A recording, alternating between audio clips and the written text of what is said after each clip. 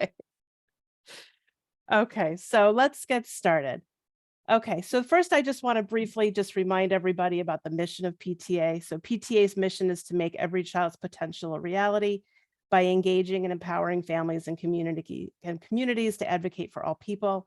And while the presentation I'm giving tonight may not seem like it's directly related to advocacy, I think the more that we can do to communicate and engage with our members in a variety of ways helps us to amplify the voice that we have to advocate on behalf of all children. So the tools that I'm giving tonight should definitely help you with that process.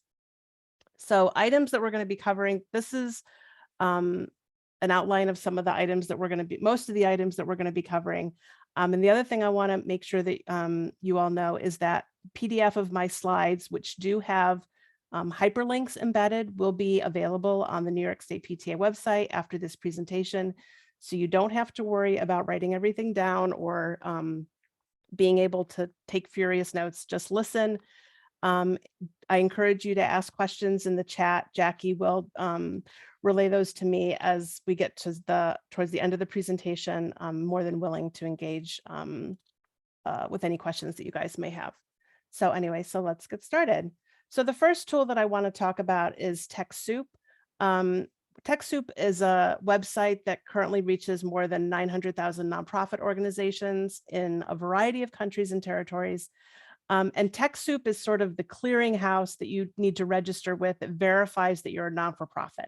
So TechSoup, so by registering with TechSoup, units can save 80 to 90% on a lot of overhead IT costs. And then that is what enables you to then apply for something such as the Google for Nonprofit platform. So you have to register through TechSoup and be approved through TechSoup.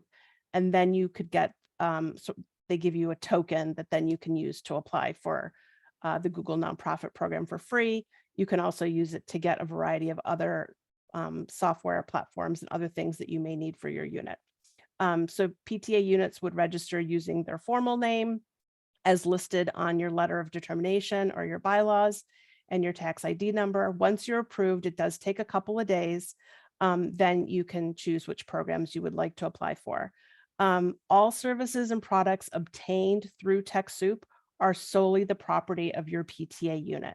So it's important to recognize that these would be tools that you would only be using for official PTA business. These are not personal tools that you could use for personal things. So they would remain the property of the PTA unit, and they should be transferred to current officers or other people that are empowered, that that your officers have empowered to use these official tools. So examples of things that you can obtain from TechSoup include Google for Nonprofits, Intuit QuickBooks. Both the online and desktop versions are available for just an annual administrative fee charged by TechSoup. And there are lots of other products and services that are available, so I do encourage you to check them out. Google for Nonprofits offers eligible organizations access to Google products and tools that can help them find new donors and volunteers, work more efficiently, and get supporters to take action. Organizations have access to 30 gigabytes of storage space per user across Gmail and Google Drive, as well as a shared drive of 30 gigabytes and access to Google Meet and a variety of other tools, which provide video. The Google Meet provides video meeting platform for up to 100 participants. The process for how to create a Google for Nonprofits account is shown here on this slide. Notice there are hyperlinks that you'll be able to access later. It is a multi-step process that does require time, usually 2 to 3 business days between a couple of the steps. Prior to requesting a Google for Nonprofits account, you must be registered and verified through TechSoup. It's important to note that this program does require a custom domain. If your organization doesn't already have a custom domain, you can purchase one through Google as part of the setup process. Most domains are $20 or less per year, and it is a valid PTA expense. For nonprofits, we do encourage you to choose a custom domain that ends in .org. Google for Nonprofits includes a full suite of products, including these, plus YouTube ad tools, etc. So Google Gmail is perhaps the best known tool within Google. If your organization doesn't have the resources to purchase a domain and set up a nonprofits account, you can still create a central Google account for free. Just choose an email address ending in @gmail.com that is easily identifiable with your organization, and then you would give that email address and password to the next officer in the future. This is a great way to start if your PTA board doesn't have the tech know-how to set up the Google for Nonprofits. If you are planning to use Google for Nonprofits, then one of the first decisions you would need to make would be how to set up the users on your account. Would you have them set up by person or by position? So there are definitely pros and cons to both. So by person would be like if you put the person's name, like you would put like at Sonia at fairporthsptsa.org, or I'm a treasurer in that unit, or you could have this account set up as treasurer at fairporthsptsa.org. So you have to decide, is it going to be to the person or is it going to be to the position? If you do decide to to set it up by person, then the individual could potentially keep their same account, even if they were elected to a different position in the future. You can access in Google, you can create an alias, which would be like a also account. So you could, which would be an additional address that could be accessed by the individual. So I actually have my account set up under my name, but I also have an alias. So if somebody sends an email to treasurer@fairporthsptsa.org, then it also comes to my inbox. So I get either or. Google for Nonprofits also allows you to set up group email addresses that are automatically distributed to multiple people in your organization. So you could set up like executive committee and have that get automatically distributed to executive committee members. You could have board at your domain and have that set up to automatically go to different board members. Google Mail also has options to sort incoming messages and even assign labels to messages so you could categorize them and file them for later.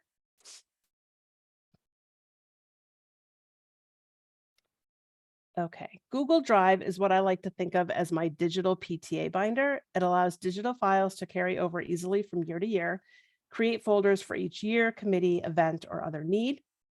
Each successor has their work cut down exponentially by having quick and easy access to the previous year files.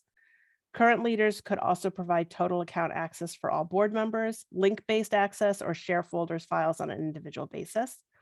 Google for Nonprofits does include a shared drive that is automatically shared with all users on your domain. Google Drive does have a drive for desktop so that you could download and access the file contents of your Google Drive and shared folder just like you would any other folders on your computer. And you can also access Google Drive on your mobile device, allowing your team to have access to files anytime, anywhere. I use this a lot. So here's an example of how a Google Drive could be organized into folders and then how you could share it.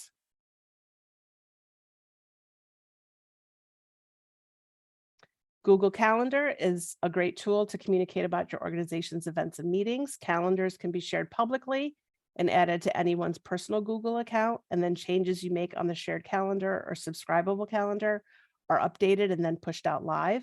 And you could also embed a public calendar to your website or link to your social media accounts. Here's an example of an organization's Google Calendar, and notice that the plus sign at the bottom right where someone would click to subscribe.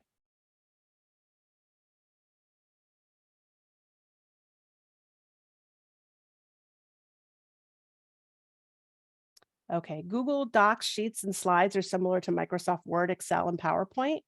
The main advantage is that these are online programs that make collaboration easy because all of the changes and revisions are made in real time and are viewable by multiple people at once. No more searching to make sure that everyone is on the same version. Google files can be converted from and downloaded to Microsoft tools if needed. And when sharing files, you can also designate if people have the ability to edit the file directly, provide comments, or view only. Google Forms are also a great tool for PTA organizations to utilize. You can create surveys, event registrations, voting ballots, etc. I even saw online where public libraries and other organizations used Google Forms to create digital escape rooms that people could do during the pandemic lockdowns over the past couple of years. Once forms are created, they can be easily distributed via email or a link to those who need to complete them. Form answers are collected and summarized in charts and can be downloaded to a spreadsheet for further analysis. This is a brand new slide that I'm presenting first here today. So Google Spaces is a new part of the Google Workspace. In previous editions of this Tech Toolkit presentation, I had shared about an app called Slack. The free version of Slack has greatly diminished in the past year or so, so I'm now recommending that organizations consider using Google Spaces, which is included for those that are using the Google for Nonprofit platform. Spaces is actually found either in your Gmail interface or via the Google Chat app on your mobile device. And people can create spaces to discuss a project or event. And then you could include both internal and external users to the space to share files, create tasks, etc. So this shows you, and this is actually part that I took directly from the Google instructions on Google Spaces, because this is a pretty new tool, only being widely used over the past year or so. So you can stay on tasks with inline threads. So you can post different chat in the space, and then if you want to reply back to a particular comment, you can actually reply back directly to that comment. Which is helpful as far as organizing thoughts and knowing where people's thoughts are on different things. And you can also organize files and assign tasks to different people. So this would be great for committee work, executive committees, anything that you're doing where you have to do things in a group.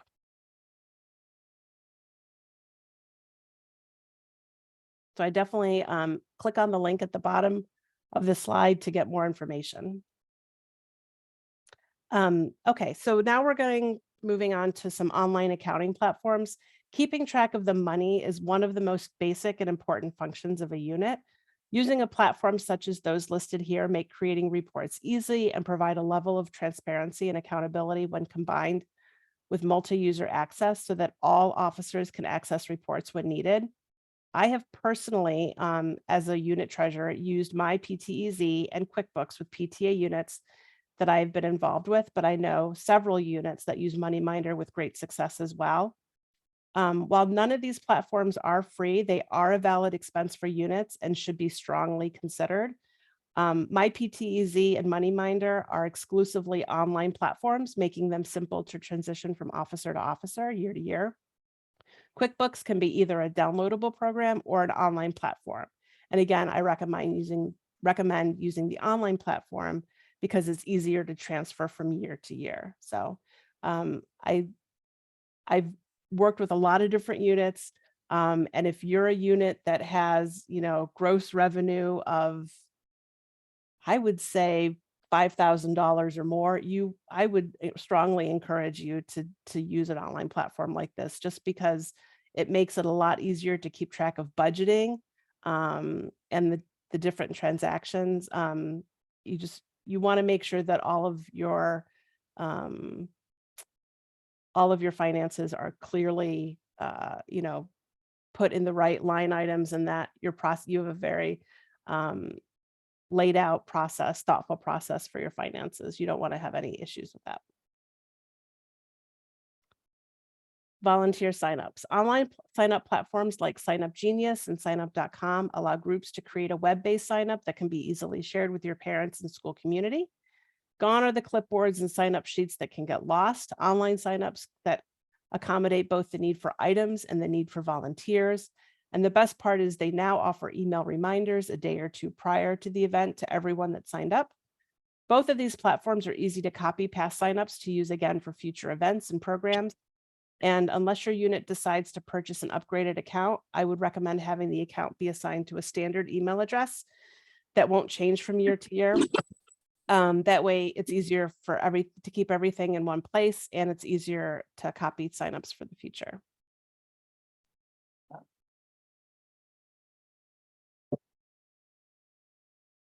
Here's an example for a sign up on signup.com that was created for item donations for a year-end award night.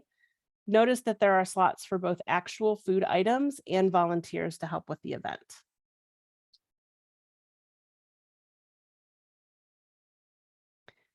Doodle is an online platform that makes scheduling meetings easier, whether you need to pull your PTA board members to find a time to meet, or want to have a booking page where you can schedule one-to-one meetings with you, Doodle is a site that can make it happen. Airtable is a cloud-based platform that is like a spreadsheet plus. You can add pictures, files, and other data to records. The free plan allows for up to 1,200 records per sheet or base. An example of use of this Airtable platform would be to keep track of reflections entries. Oh yeah, we use Airtable at ISW. Oh, I know about all these apps. Look at ISW. Okay. When I had originally given this presentation at our state events prior to March 2020, not many people had heard of Zoom, but that has certainly changed now. Zoom video conferencing was one of the most widely used tools during the closures and restrictions on PTA meetings. Zoom does have a free plan, but I do recommend that units include a Zoom Pro plan into their budget if you're not already using Google Meet, like if you have the Google for Nonprofits program. The Pro plan is much more stable, allowing you to host meetings of any duration. And you can also record meetings and save them either to your account or in the cloud, as long as they're less than 1 gigabyte, or save them to your computer. These are some recommended account settings that I recommend PTA units choose when setting up their Pro account.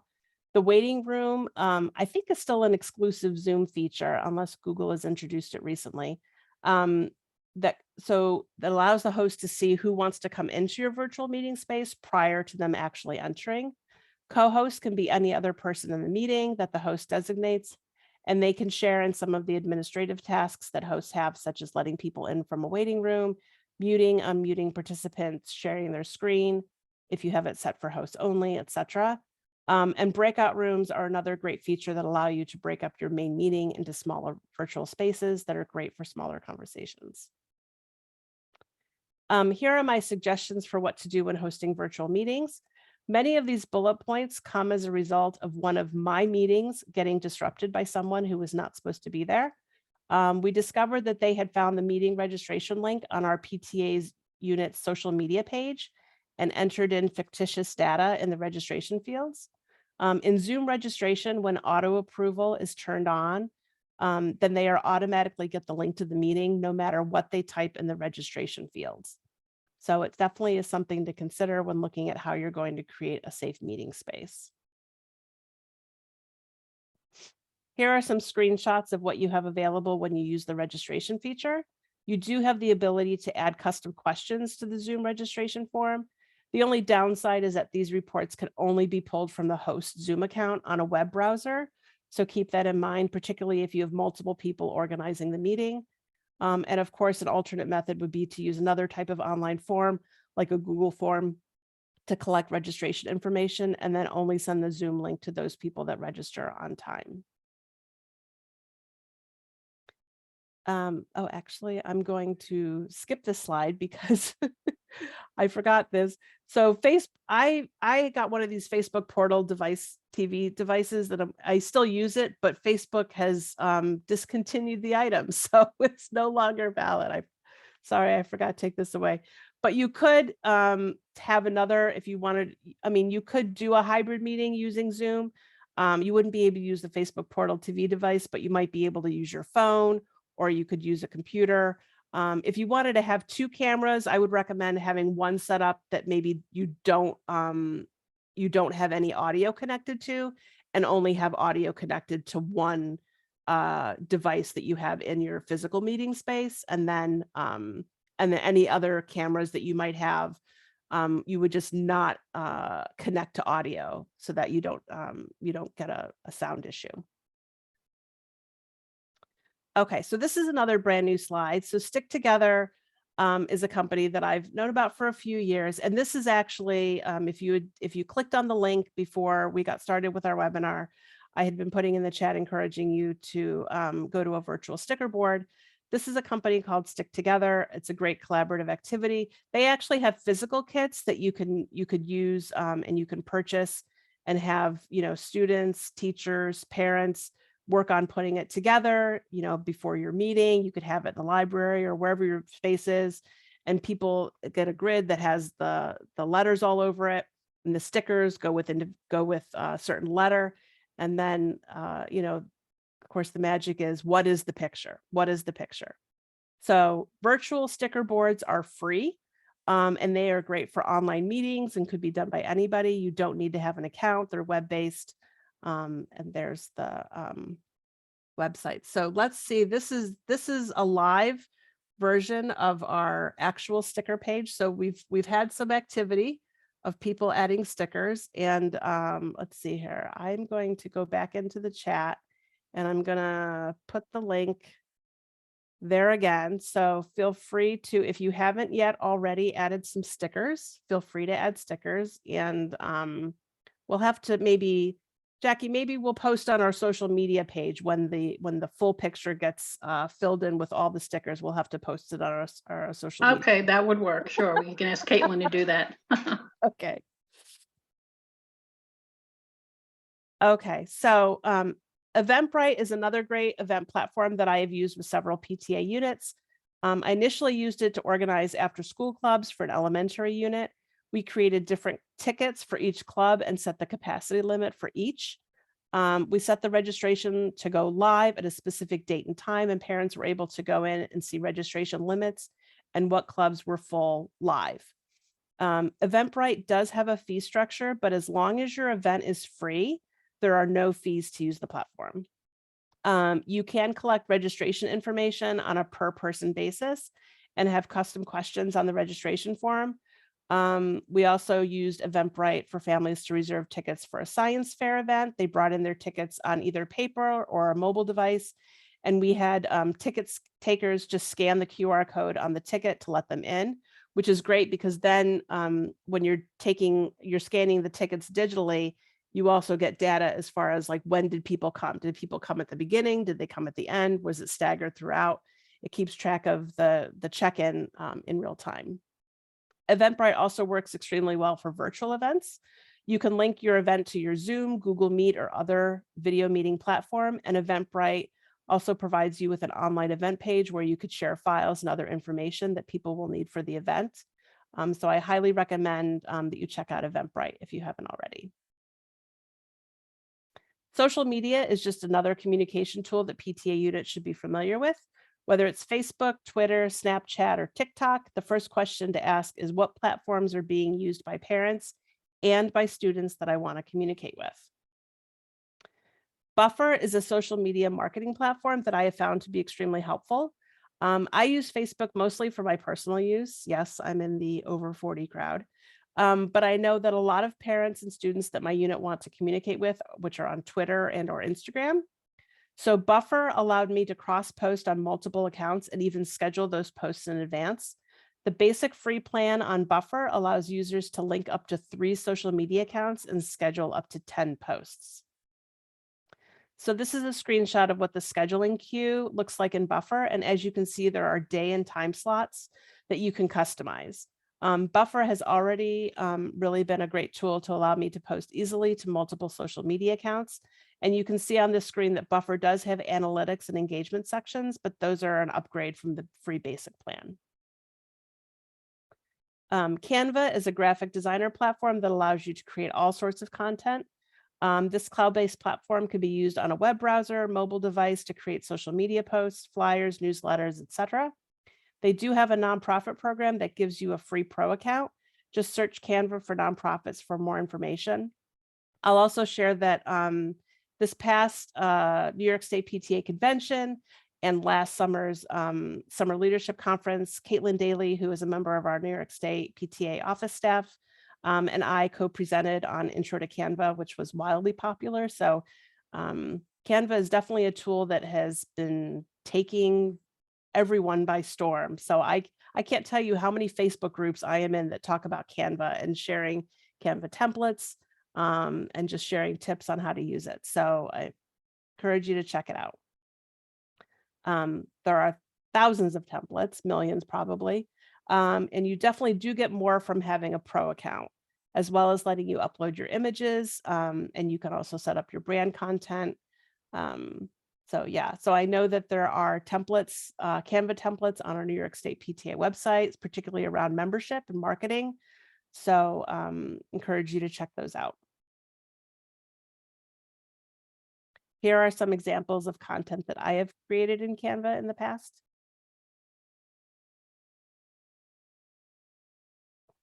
Whether you're using them in social media posts or other creative content, the role of pictures and visuals has never been more important. We do have to be careful, though, to make sure that we are not using copyrighted images. These are some examples of sites and companies that provide royalty-free images, meaning they don't usually cost any money to use. Some of them do have requirements that you include the site name and sometimes the original creator as an attribution. So in all of these logos, when you get the PDF of the slides, all of these logos are clickable, taking you to those sites. So now I just want to go over a couple of fundraising platforms that if you're not already familiar with, I wanted just to make sure you were aware of. So 32 Auctions is an online platform that I have successfully used for fundraising events. The cost for setup depends on what features you want and how many items you have. I do recommend that if you use it, you utilize their online payment and donation collection feature. It will make getting paid and closing out your auction a lot easier, and you can check out their site for more information. And this gives you some additional information on specifics. Raise Right is a gift card program that allows nonprofits to do gift card fundraising and be able to purchase gift cards for less than the face value. They offer a wide variety of gift cards, including Visa gift cards that do not have a processing fee. My middle school unit used Raise Right to purchase gift cards that were used as part of a student incentive for our fundraising program. And we also promoted the program to our school families, and some used it to purchase gift cards for the holiday season. Families paid the face value of the gift cards, but the unit was charged the discounted rate and kept the difference. There is usually a flat shipping rate for each order of cards. So, and if you're interested in finding out more information, you can check out raiseright.com. These are just a couple of personal organization tools that would not be PTA expenses or but are tools that I've used in the past. So Shift is a desktop app for streamlining your accounts, apps, and workflows. It allows you to access multiple Google and Microsoft accounts, and you can also zero in with focused web tabs. So I, as a tech person, I am active in probably, I'm active in at least 4 different PTA units, whether it's state, region, or local units. And I've got Gmail accounts or, Google for nonprofit accounts for all of it. I have probably at least 7 different email accounts that I have to monitor on a regular basis.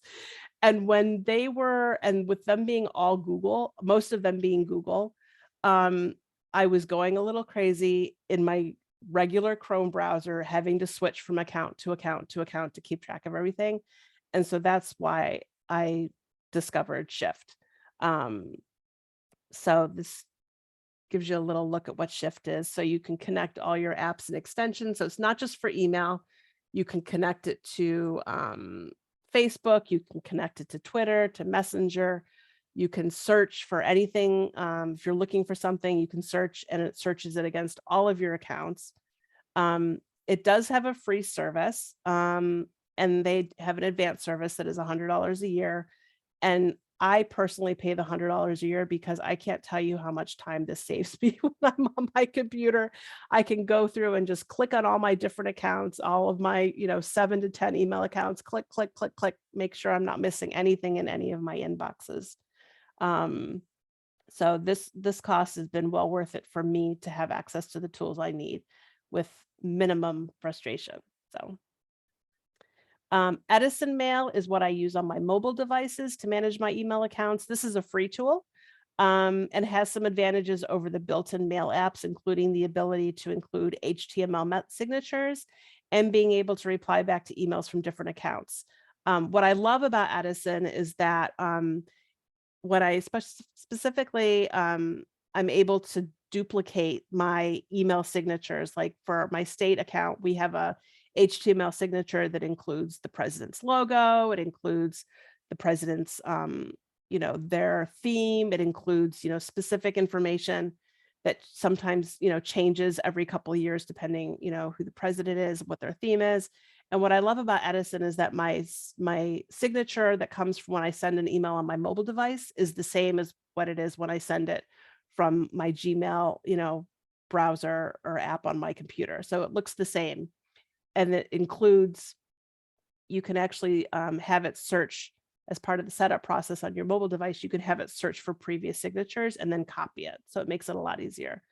And you can also undo send. You can specify what amount of time you want it be able to like undo that send. So you can, I have its mine set to like 15 seconds. So if I send something, I'm like, oh my gosh, I didn't mean to do that. I can undo send and then it unsends it. So that's a good thing. I like having that.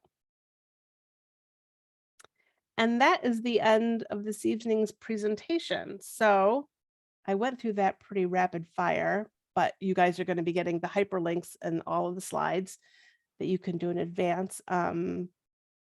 Jackie, I have not been keeping track of the chat. Is there any questions? Well, I have a couple first. Rob, do you see Yeah. anything in the chat that you want to just unshare your slide and then we can pull Sure. everybody up on the gallery here, which my thing is going kooky again, so I'm going to go out of video for a minute. Rob, did you have anything in the chat that you wanted to address?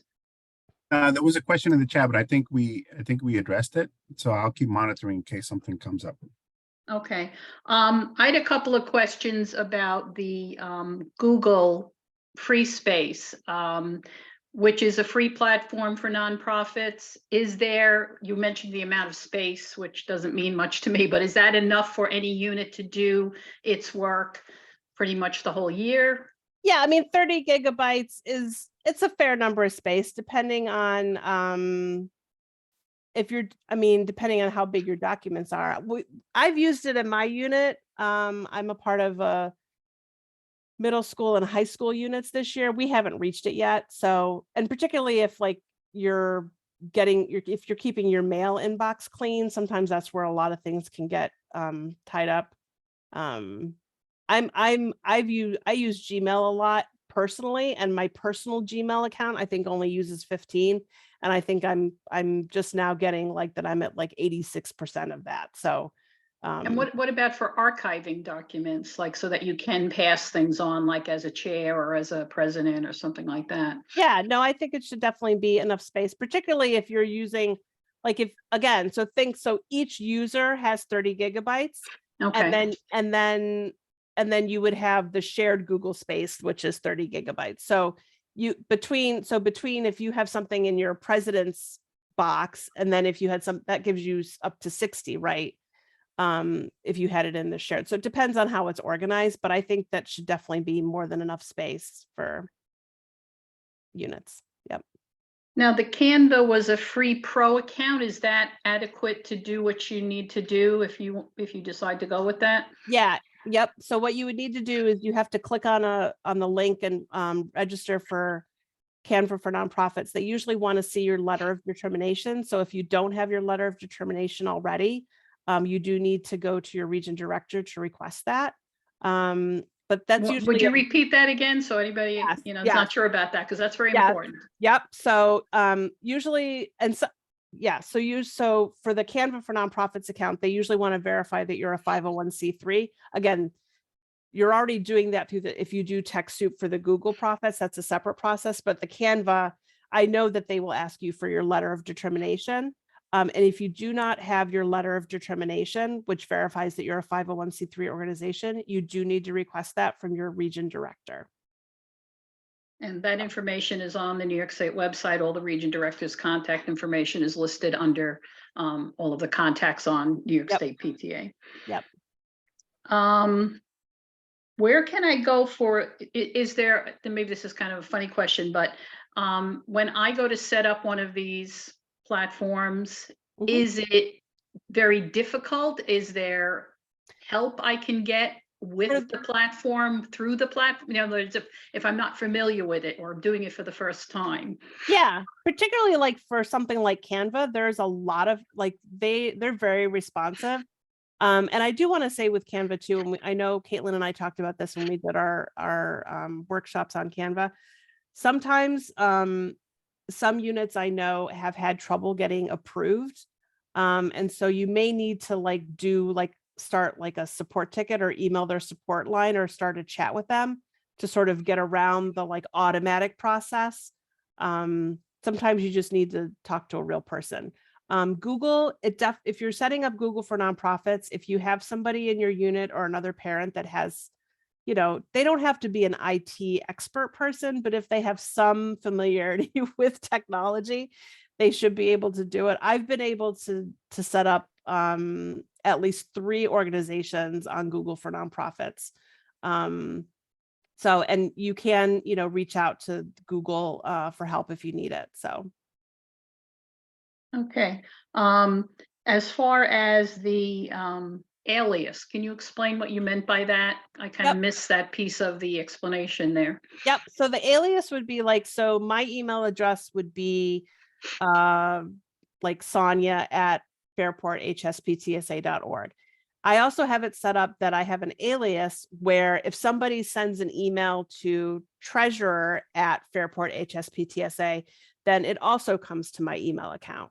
So sometimes aliases are done in the background. Like if you have somebody that, like if you worked at a company and you took over somebody else's email address and they put your name on their old email address, then their email address is still technically part of your account. That's considered an alias. So it's an additional email address. It's not an additional account, but it's just an additional email address that you would also get email for. Does that make more sense? Yes, thank you. Okay. And the last thing was about the Shift. Now, I know you said you use personally the Shift Pro plan, but there's also a free plan. Is that? There's a free plan, but I think it only lets you add 2 or 3 accounts. And, you know, me with like 7 or 8 different Google accounts, I have too much stuff. So I had to pay. I had to pay for it, but it's an annual cost, and it has saved me a lot, because otherwise I was having to, you know, log out of some Google accounts, log into others. You know, Chrome is set up against, you know, it's like Shift allows me to have, you know, like 5 Google profiles open at one time, and I just can click, and they're each kept separate rather than having to be all together as on a traditional like Chrome browser. So that would necessarily mean it better for personal use than PTA would probably not need something like that. Yeah. Again, that would be sort of an example of a personal organizational tool that I don't know that would be something necessarily that a unit would, you know, you could ask a unit to pay for, because that it's going to depend greatly on like what their individual they, you know, for just that unit, it's only applicable to somebody that is, you know, crazy for PTA like me and can't say no. So Rob, did we have anything else in the chat? Yes, we have 2 questions. The first one is, do you not recommend Google Meets, or there's a unit that they use it more frequently? Yeah, no, you could definitely use Google Meets. I don't have a lot of experience with Google Meets. That's the only reason why I don't talk about it that much. I know that, you know, like my school district, they didn't allow, because, you know, particularly during the pandemic, there were some issues. There were some, you know, perceived, whether they were real or perceived, security issues with Zoom. The school districts were not allowing, you know, Zoom to be used. So they used Google Meets because they were already using Google for Education. And Google Meets has definitely improved the things that you could do, you know, from and they took a lot of things from Zoom. Actually, I think they have introduced some breakout room capabilities. They've introduced some things, you know, but Zoom, I think, still continues to be sort of at the forefront when it comes to collaborative meeting and virtual meeting spaces. So Zoom is, I think, sort of the front runner, but yeah, Google Meet, you could definitely, I mean, you could use whatever tool makes sense for your unit. So the best tools are the ones that you know how to use. Thanks. And thanks, Natalie, for the question. The other one is from Amani. She says Google keeps messaging her to synchronize accounts. She has multiple Gmail accounts. Do you recommend doing so? Will that fix or mix different roles as what she has to do? It's kind of confusing. Yeah, Amani, we might need to do something offline, and you might need to show me support. Tech support. But Thanks, Sonia. that might be something, Amani, you might benefit from trying something like Shift where you can keep each account separate, right? And have each Which one is for- what I do now. I open Yeah. multiple windows, but they want me to synchronize them. And I'm assuming if I do so, they're all gonna go into one screen, which I don't want to do. I wanna right, keep them right. separate. Yeah, so that's why I really like the Shift tool, because the Shift keeps everything in its own silo. But yeah, Right. yet I can still click it from I one. even color code them, a little tip. I use different colors for the different Gmails, so I don't mix Yep. them up. Yep, Thank you. no problem. That's why I'm interested in the tool you mentioned on how it differentiates the different source accounts, whether it's Yahoo or Google or multiple Google accounts. Hmm. Be looking at that as well. Yeah. The other one is was there from Andrea, is there any way to easily delete all the accounts in Gmail? She says NASA region uses position emails, but the previous account owner had names attached to those. So that would be, yeah, once you set up your Google for Nonprofits account, there's probably one person, or there may be a couple people that have access to the admin side of Google for Nonprofits. And the admin module in Google is what allows you to create and delete users. You can do that, but you have to do it from within. It's a separate module called admin, and it has like a blue, like I forget what the shape is, hexagon or something. It's octagon, maybe. There's a shape, yeah. So The other, I think, and I might have you, Andrea, on mute, but this one also happens pretty frequently. When you start to type a name, you always get, you get that other person's name with the Yes. Google Mhm. accounts. So that, I think what you have to do is you have to go in and you have to edit your contacts. So if you change it in your Google contacts, then I think it will, it should change it then on the names. Okay, I was just wondering if there was an easier way of doing that, because otherwise every person, I guess, has to go in and delete the names from the contacts. I did that in my account, but still, I mean, I still get the old treasurer names on email sent to me. Yeah. because that's what they have in the old.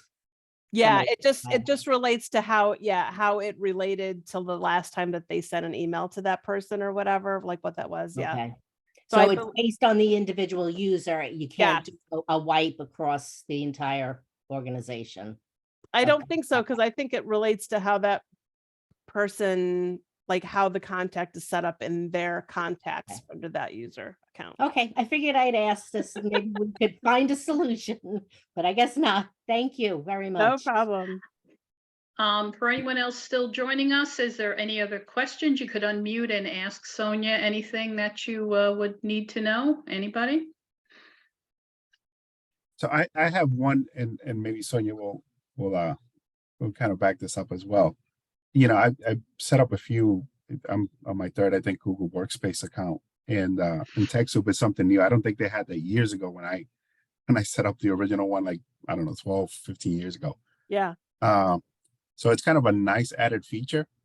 It might ask you for the 501 if your name is not the one registered with the association as well, because they do verify that information. Hmm. But the other thing is, so one suggestion would be make sure you keep good records and track of the administrator names, the emails and accounts that you use to register your domains, as you pass it on from exec to exec or from tech person on, because it's very easy. And then you're trying to wonder, like, what was the two-factor, whose phone number was used, and it might be Yeah. a challenge to actually make changes to those accounts. So always keep a good record of all the administrative and technical work that you do.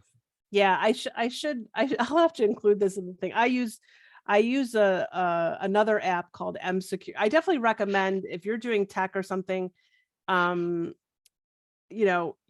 a good password manager that you use on your mobile device or on your computer. I use something called MSecure that allows me to create different random passwords and, keep track of passwords. I can add tags. So then what I do is at the end of, I have all my PTA unit passwords, my state passwords, my region passwords, but I have them all tagged with the organization. So then when I'm at the end of being treasurer, I take all the passwords and I pass them, give them to the officer or the next officer in line, and then they can take them and change them and do whatever they need to do. So yeah, definitely keeping track of passwords and recovery information is something that's very important, and is definitely a process that you want to have in your PTA. Any other questions from anyone there? Any other questions in the chat, Rob, there? I think there's some, I think- there's nope. some conversation going on. Okay, well, that's fine. I think somebody did ask a question. It might have been, let's see here. I don't know if it was Andrea or somebody else. Yeah, was asking about maybe not using names. So the advantage of using the name would be over the position is that if I was treasurer and then if I was secretary, if my email account was my name, then I could potentially keep that email account, right? As opposed to having it only by the position. And then it would be, if I went to another position, I would have to use a different email address. So that's just the consideration to use for, as far as, having, do you want to keep the access only for that particular office, or do you want to allow the person to continue to have access if they move to a different position? So that would be the only things to consider. And again, that would be an example, I know Jackie, she was former bylaws coordinator, bylaws and procedures. Again, this would be an example of a procedure that you would need to have written down for your unit as far as how these things are structured and what your structure is and how it's to be used. So this would be another good example of procedures that you would need to. Right, that's very develop important for your- because that way it would always get passed on from one person to the next, despite whatever position they had. So. Right. Positions doesn't have to be a big, scary, formal thing. It could be just bullet points with this is how we Right. structure our email. And this is, passwords get, transferred, year to year or whatever. It doesn't have to be a big, complicated document. You could have, something with bullets or whatever is necessary. Any last minute questions or comments as we finish up here? Well, thank you again, Sonia, for this very informative and eye-opening webinar. We do appreciate it. Rob, any final comments? No, thank you, Jackie. I forgot to mention it. I appreciate it. Jackie's our leadership development training specialist, and she coordinates all these webinars, great webinars, and the speakers. So I really appreciate it. And again, she's been bylaws, nominations, Empire State, Suffolk Region. So she has done quite a bit. So thank you again, Jackie, for coordinating and moderating the questions and the webinars as well. Thank you. And our next webinar coming up in May 10th, our treasurer, Patricia Frazier, will be telling us about fiscal fitness for the end of the year and the beginning of the new year. So look for that in PTA Connections as well as on social media. Caitlin's very good about getting them out. Good night. Thank you again, Sonia, for the presentation, and have a great evening. Good evening. Thank you, everybody.